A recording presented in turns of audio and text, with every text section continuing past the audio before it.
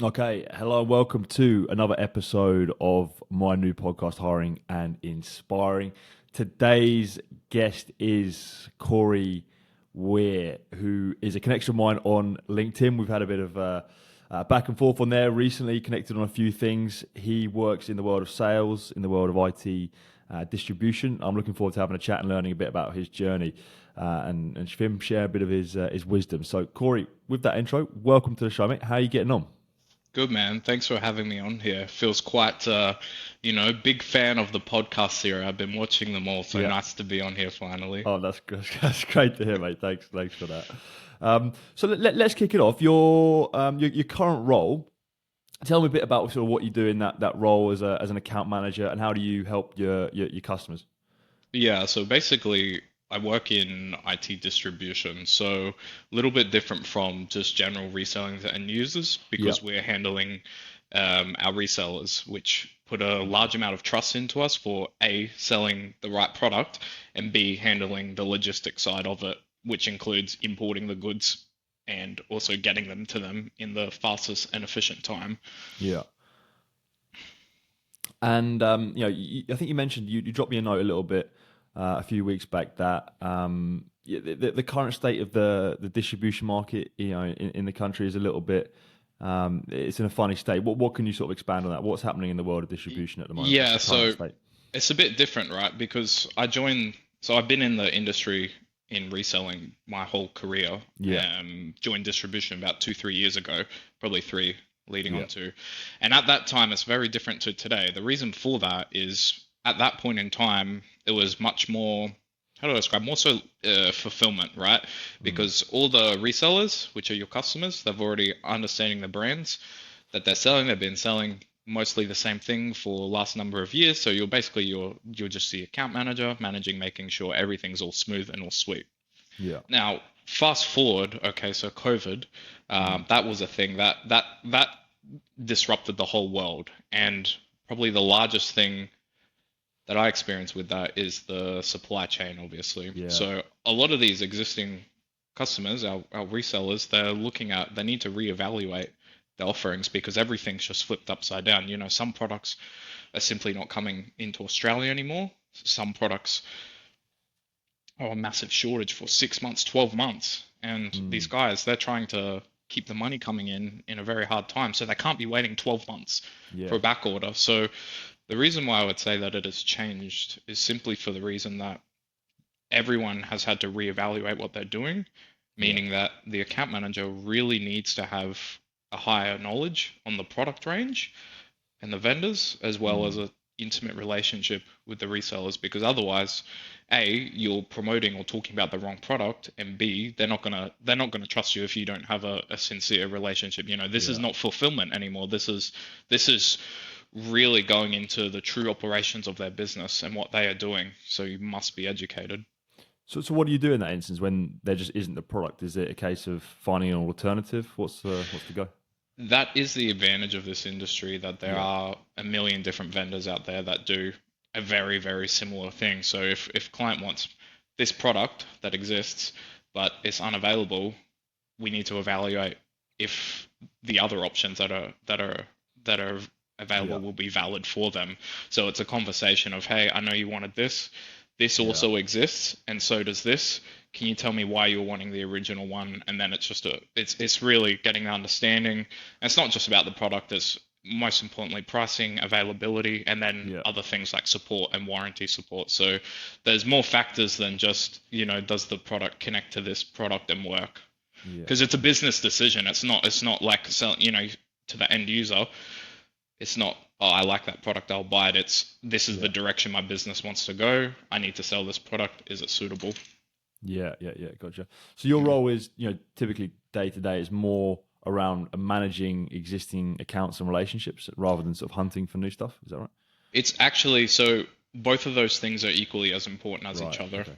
particularly when you consider right now with things changing, everyone's on the forefront making the phone Mm. calls. If you're not making the phone calls and contacting either the existing or brand new customers and cold calling, you'll be left behind because someone else Yeah. will have already contacted them. Yeah. So what's say you're on the hunt for a new client? What's your process for winning a new business sort of target account? always different. Okay, Right. so Okay.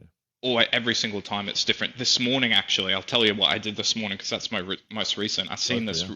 really awesome thing on LinkedIn shared. It's like some AI sort of thing. AI's doing cool things.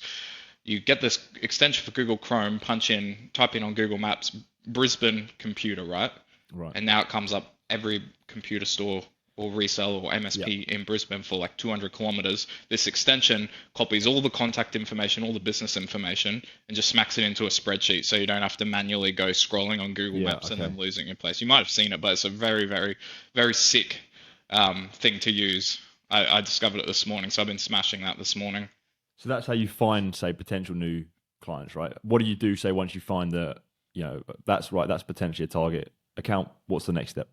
So making that first call, obviously Yeah. speaking to the right person, Yeah. but most importantly, and this is what I will stress a lot, it's not about selling, right? It's not about, oh, you need to buy this product from me for this reason. It's more so introducing, this is what I do. Yeah. I notice you do this. Let's talk about, do you want to catch up tomorrow or some other time and figure out if Mm. that will work? Because chances are you're calling them, they're driving or something, you know?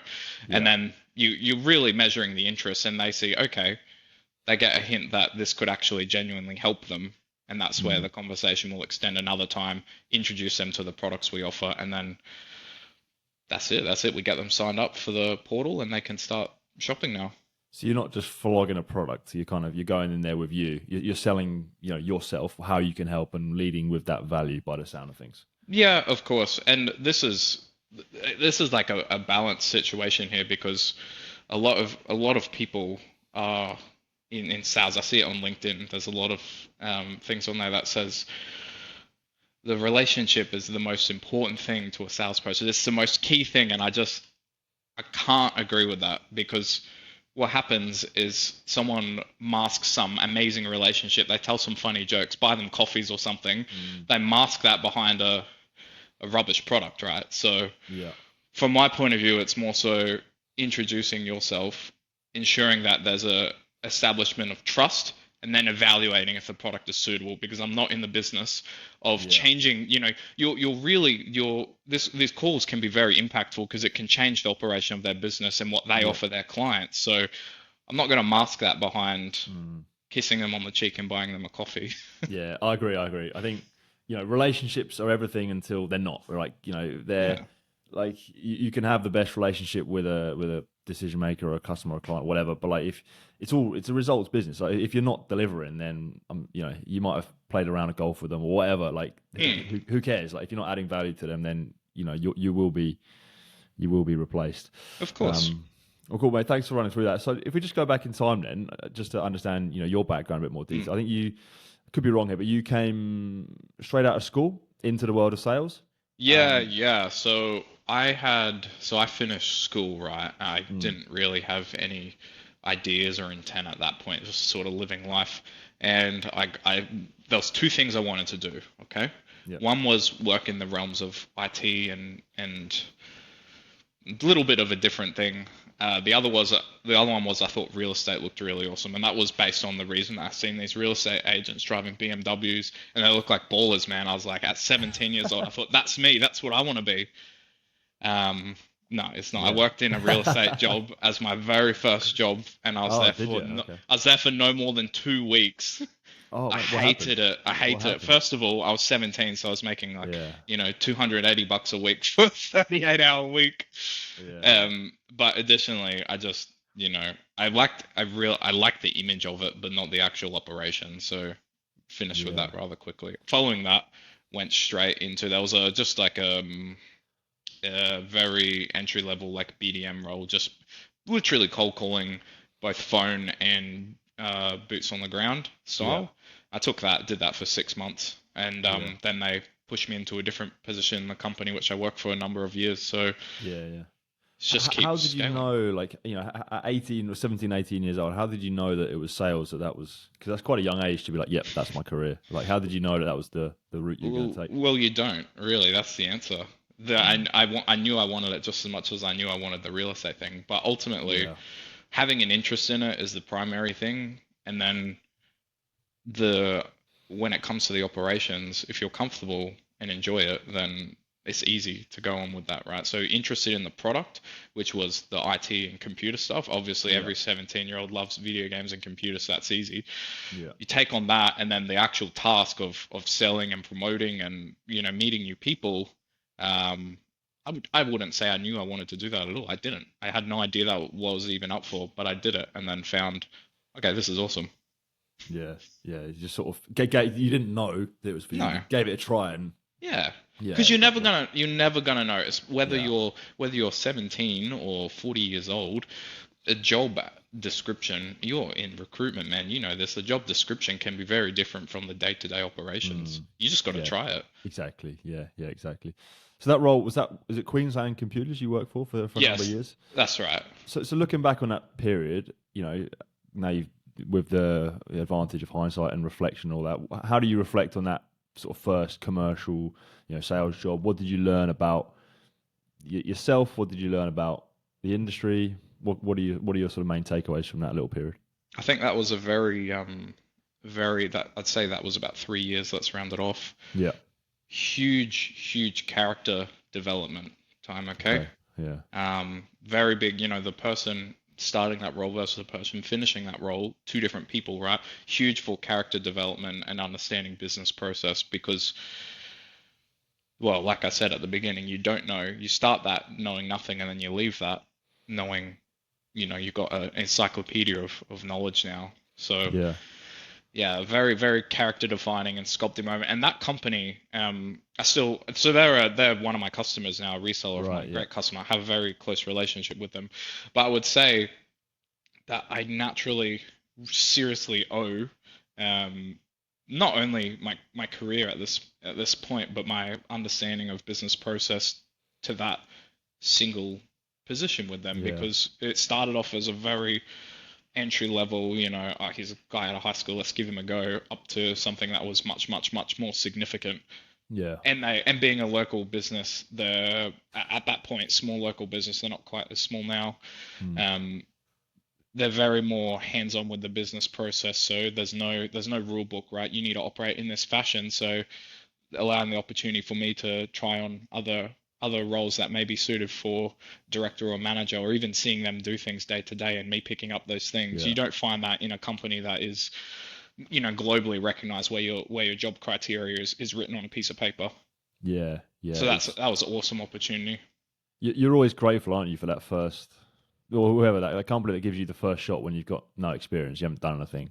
You're always just thankful for that I will be opportunity. grateful for that in 20 years time, Yeah. because no matter what happened there, if it was a different company or a different role, I would be doing something very different today. Yeah. Specifically though, what actually did you learn in that role? Was it, you mentioned the business process? What can you reflect on that? I Actually, think, like the actual yeah, like main things. biggest thing was understanding the background operations of the business because salesperson does their job. They just got to sell stuff, but understanding the background of the Yeah. logistics side of things with the suppliers, understanding the costs involved in, because they do a very wide range of things from like internet connections and managed services and all sorts of Yeah. things, but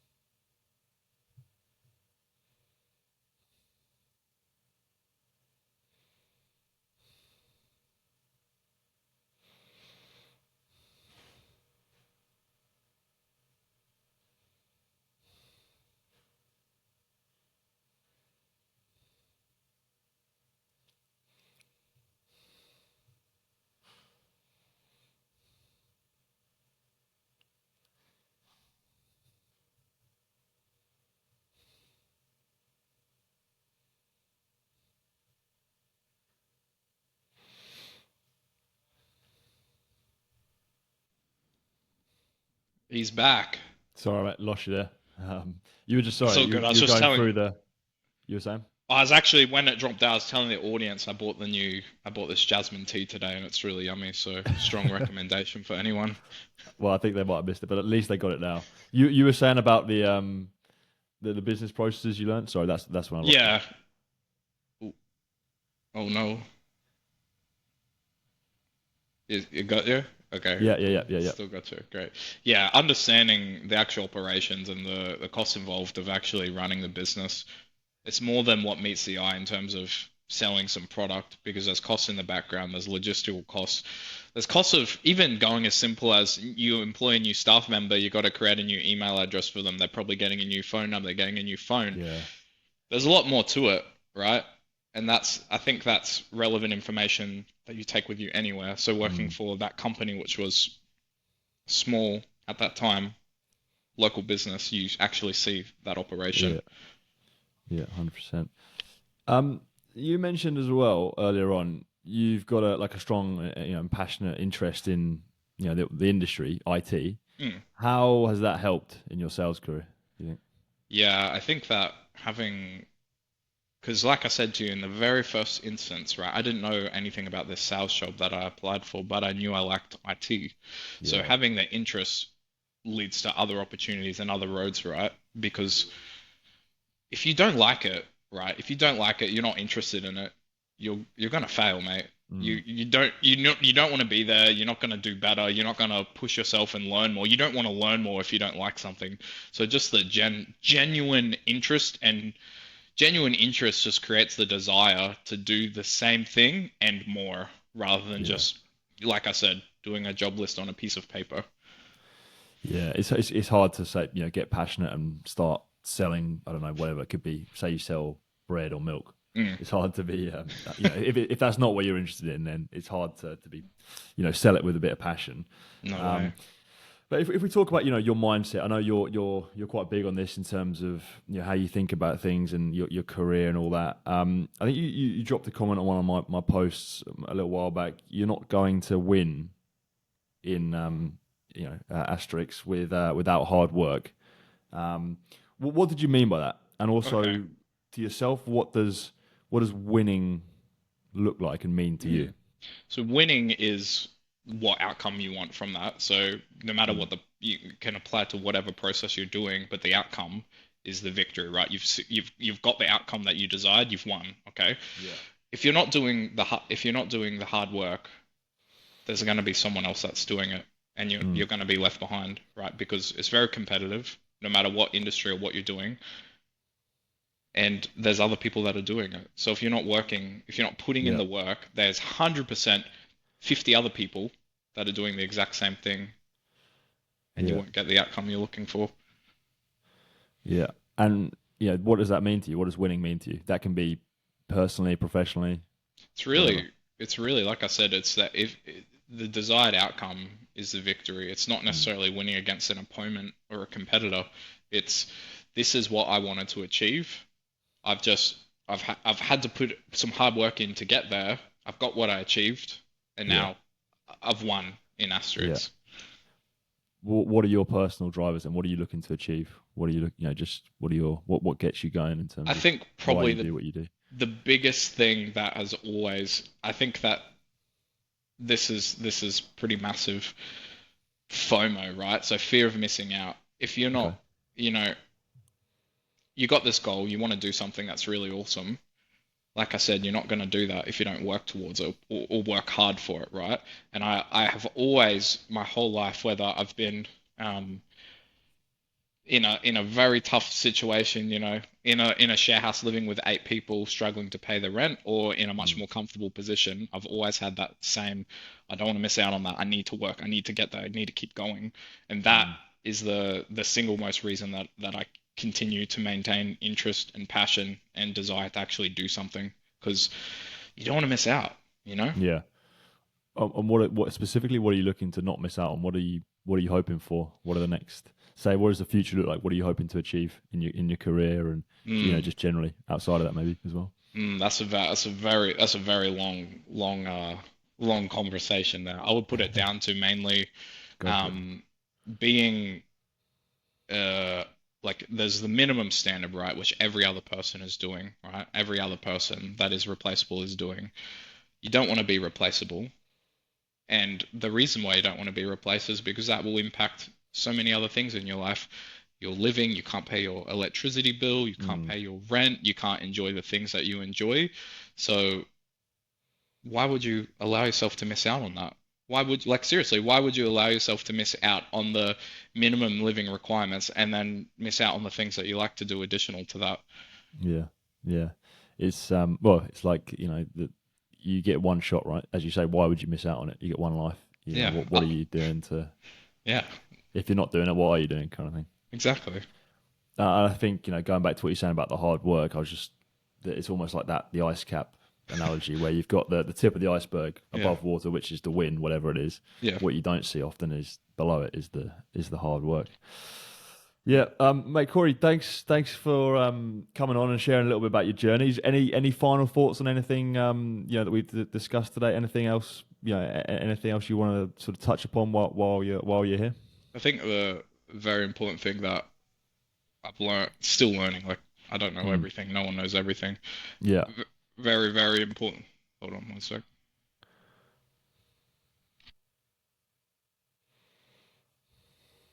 Very, very important element is that when you have the win, that's not you can relax and stop working, stop doing yeah, anything. That's the okay, I've conquered that particular thing. Let's move on to the next one. Because I used to think like, oh, if I just do this particular task, I earn this outcome or this amount of mm. money. That's not the case. You got to move on to the next one, and that's Yeah. that's the reality. Keep your foot on the gas. Mm, You never finished as well. You never done. You never the finished article, as you say.